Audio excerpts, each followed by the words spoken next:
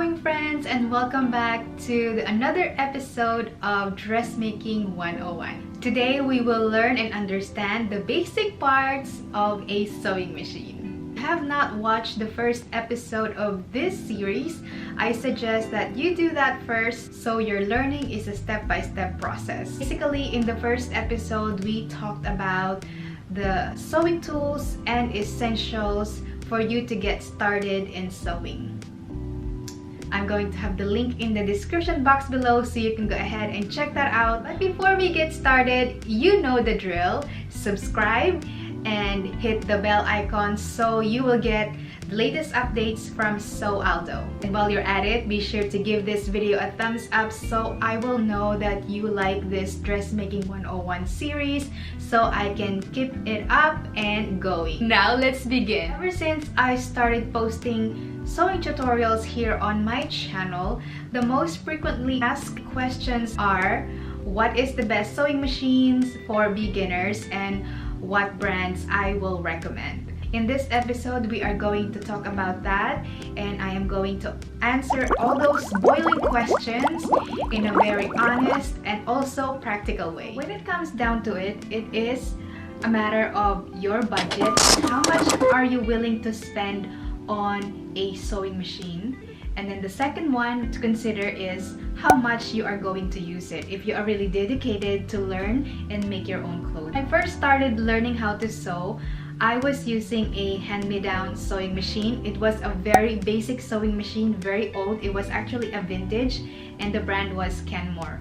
And before it was given to me, it was already 15 years old, and I used it until it stopped working. Okay. So now let's go back to that question. What is sewing machine brand that I will recommend for beginners? I will recommend Brothers Sewing Machine just because they have good quality sewing machine. And the other brand that I will recommend is Singer. Singer makes good sewing machine, and they are also affordable and they are reliable just like the Brothers Sewing Machine. If you are a true beginner, I suggest that you just start with a not super expensive sewing machine, and then once you figured out that you like to sew and you want to make some more awesome clothes, then you can upgrade your sewing machine.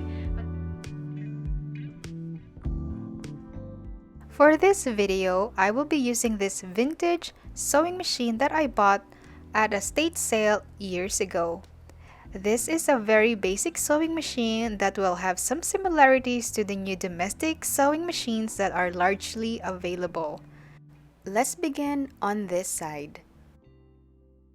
So this one is the stitch length knob to adjust the length of the stitch from short to long. This one is the needle position selector. Look at the needle down here. So you can adjust it to the left, middle, and right. I like to place it in the middle. This one is the stitch width knob to adjust the stitch width. This is to adjust the width of the stitch if you are using a zigzag stitch or any decorative stitches. This is the thread take-up lever, so it pulls the thread from the spool down to the needle. There is a sew light switch on the side here, and this is a buttonhole lever. That's when you are using or making buttonholes. This is extension table. Some actually opens up like this, like a drawer. I'll show you what I mean. So this one here, as you can see, it opens just like that, and some is just like this one. Remove it completely like that and turn it. It stows away accessories for the sewing machine, just like that. This is the tension dial right here. You have to adjust it according to the thickness of the fabric. This is the stitch pattern dial. As you can see, you just turn the dial to which stitch you want to use. This is the back stitch button. This is a spool pin, And there is another extra one here if you are using decorative stitches or twin needle or any decorative stitches. You have this extra spool pin. This is a thread guide and a bobbin winder disc and a handle so you can easily pick up your sewing machine. And look, there are more thread guides over here and here, so when you are threading your sewing machine, you are just going to follow those guides. So this is a balance wheel and a clutch release. I don't usually mess up with this thing. I don't ever adjust it or do anything to it. Presser foot lifter right here. Some sewing machine is at the back. I actually prefer it right here. It is much easier to reach. My Juki and Bernina has the lever at the back. There is a thread cutter right here. Here is the release for the presser foot. See, it's released. A screw right here. If you want to completely remove this whole shank right here, you can do that. There is a needle clamp screw on the other side to release the needle. To remove the needle, just loosen up the screw and the needle is released.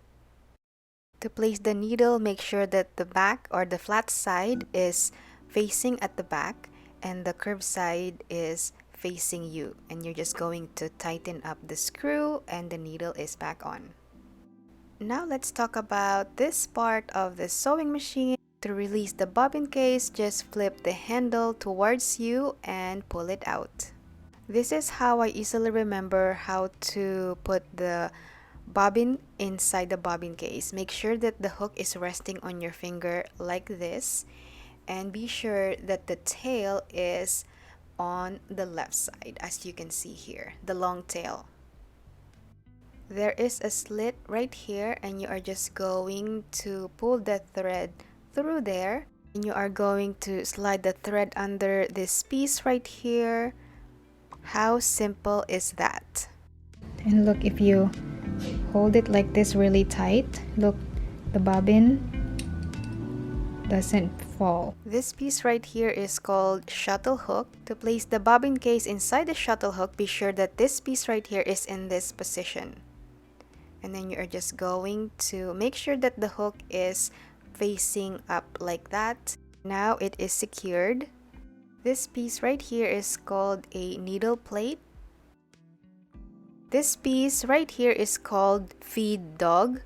It feeds the fabric through the sewing machine. This is a 3-prong socket. There is no on button on the sewing machine. And this is a foot pedal, obviously. You can remove the extension table for sewing tubular or hard to reach garment areas. Okay, now that we learned about the parts of a sewing machine, it's time to learn how to thread it properly.